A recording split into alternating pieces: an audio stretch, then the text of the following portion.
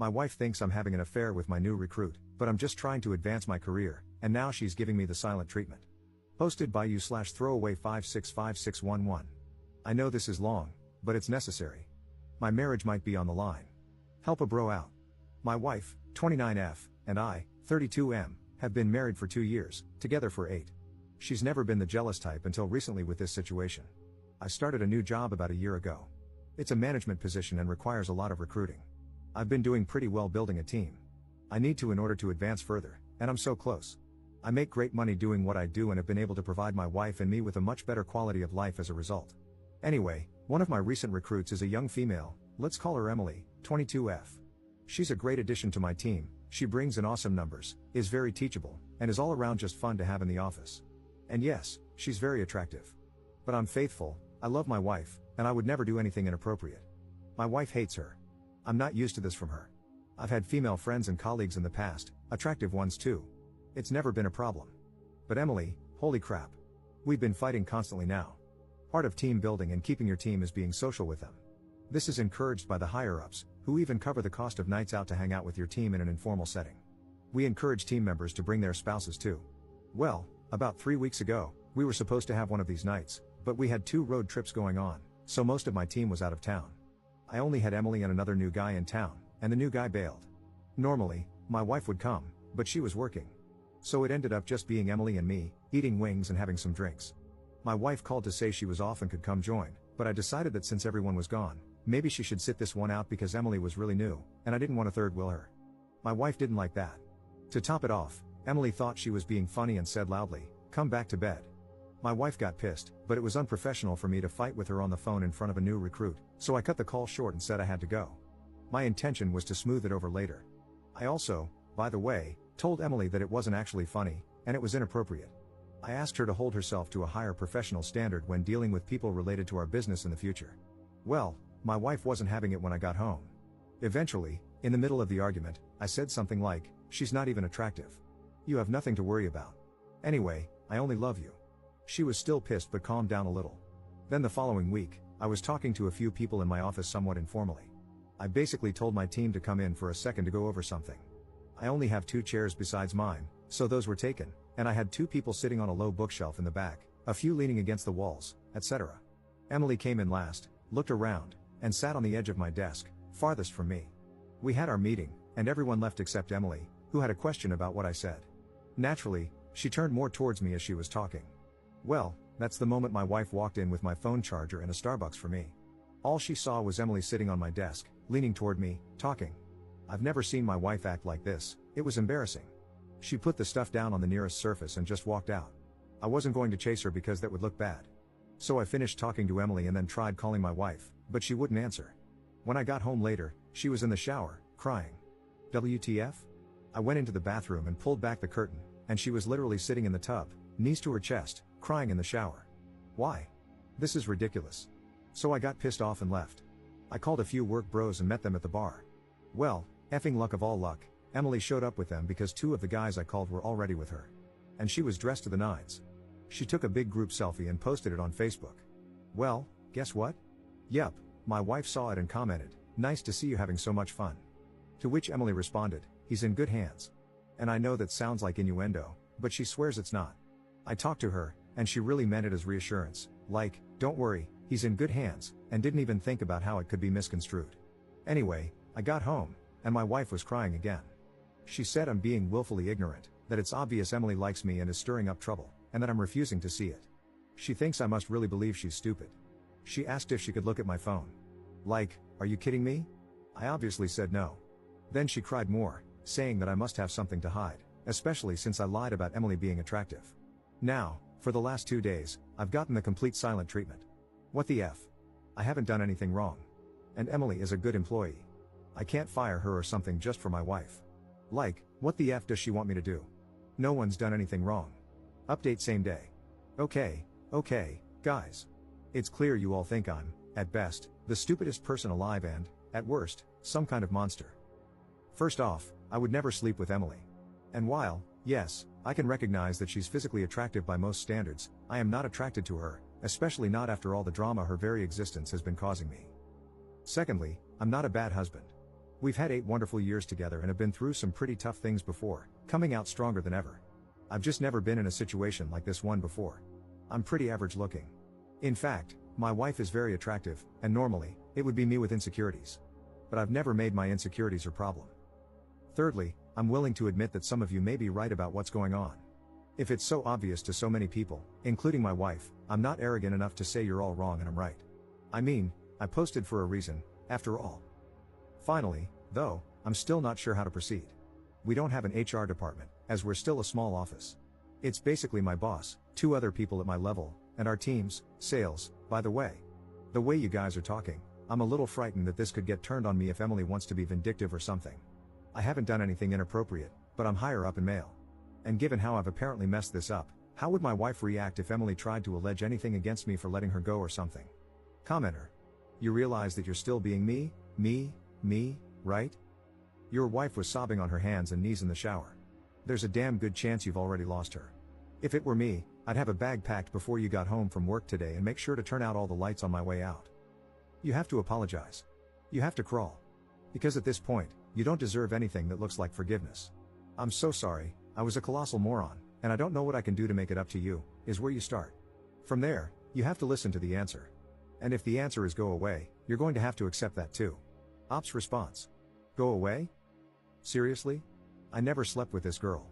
I've never even flirted with her. The crying in the shower thing, yeah, that was effing stupid. Out of all of it, I feel the worst about that because I did have control over it.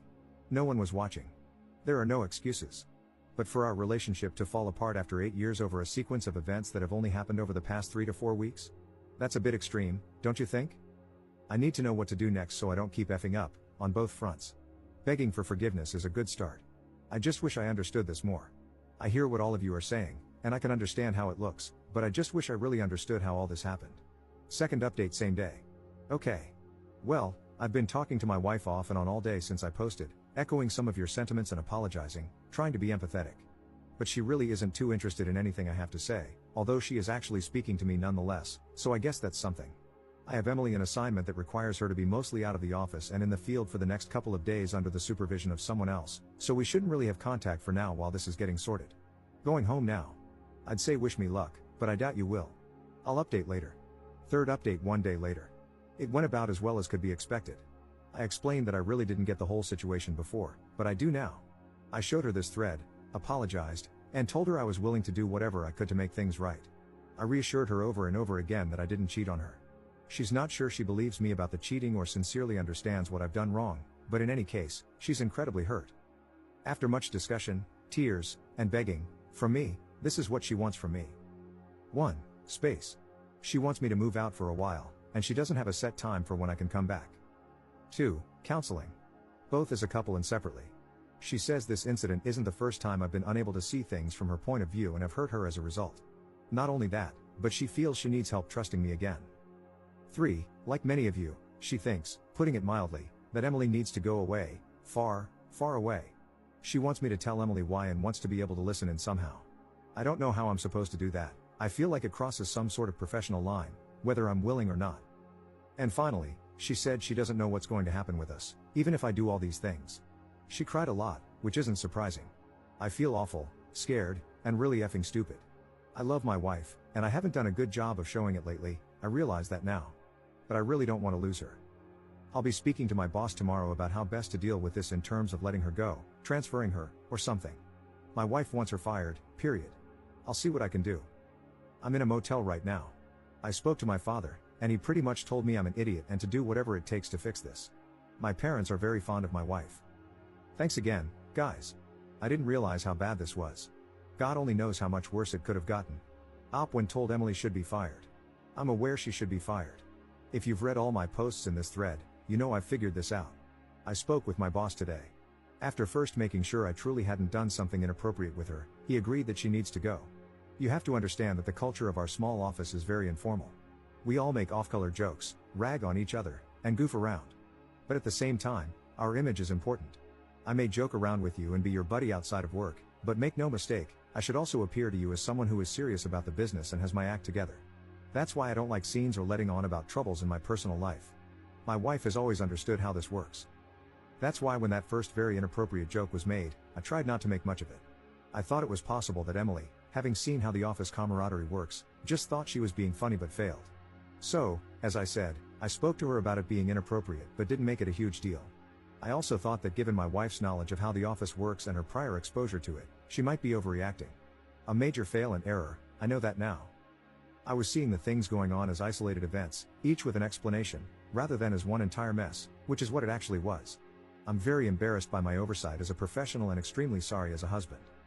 The tough part about letting her go is that she is a good employee in the sense that she hits and exceeds all her sales targets, is well liked, and is considered a hard worker. It will be very obvious why she's getting fired because of that. Now that I have a grasp of the situation for what it is, I fear, and my boss agrees, that she may be the type of person to make her termination messy. Given that we're a newer office, this is problematic. My boss believes we were being baited from the start and that she not only knew what she was doing, but that it probably had little to do with me and more to do with her trying to set herself up for something or create some sort of sordid leverage. I have no idea. All I know is that I have to fix this immediately but carefully. However, my wife doesn't want careful, she wants swift, decisive action she can save her. I get that, I really do. But that's the part I'm trying to figure out now. Up on the legality of recording the firing or the firing itself. I'm not in a state, I don't reside in the US. We don't think she has a legal leg to stand on.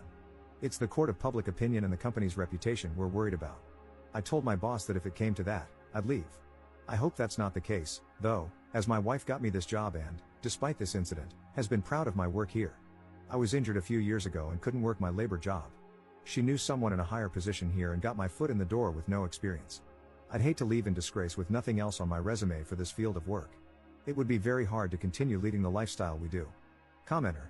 Jesus Christ, and your wife got you the job? Well, it's all well and good, but your marriage should absolutely come first. So, you're firing Emily? When?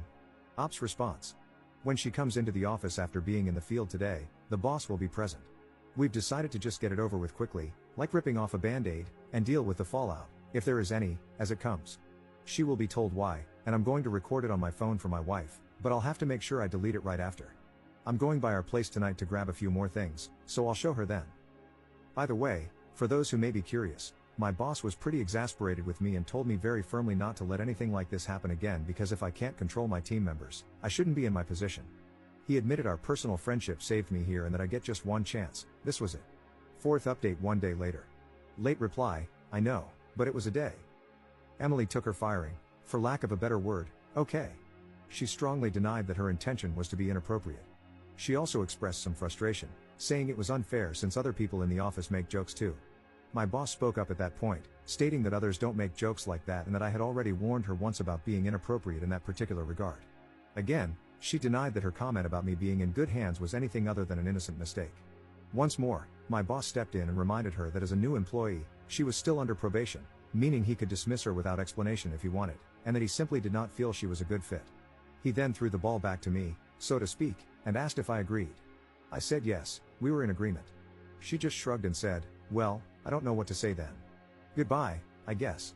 And as she collected her things and left, she took a parting shot at me, saying that in my dreams, she'd be interested in me. My wife listened to the recording. I don't think it was what she wanted. She seemed disappointed. I think she wanted me to really tell Emily off. And you know, maybe I should have? But my boss was involved, and we were trying to get rid of Emily without rocking the business. My wife was happy that Emily is gone, but then she got kind of weird. I was confused because I thought that's what she wanted. She ended up crying and basically said she was still scared that I'd see Emily. Especially with me staying at a motel, who knows what I'm doing? She doesn't know what to think anymore. With me out of the house, she has to trust me, but right now, she doesn't. I told her there was nothing to worry about, like my saying that mattered in any way, and that if she wanted, I'd stay at the house but in our spare room or something. That wasn't good either because she doesn't want me there right now. So, I just admitted that I really didn't know what to do then. She said she didn't even know what she wanted either. I ended up calling my parents and asking if I could stay with them for a while. They said that was okay. My wife liked that arrangement more, probably because then I'm supervised. I tried not to be insulted by that because I know I'm in the wrong here, so I should just take it.